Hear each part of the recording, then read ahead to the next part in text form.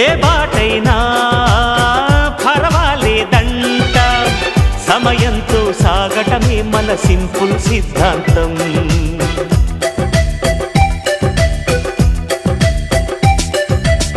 చిరుగాలికి పరిమళమిచ్చే సిరిమల్లెల వనమై ఉందాం, గగనాన్ని నేలను కలిపే హరివిల్లుల వంతెన అవుదాం.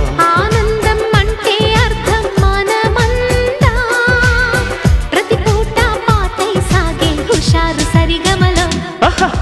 ఎన్నో ఎన్నో రాగాలుండే సంగీతం కాదా, చల్లకి నవ్వుల కేరింత.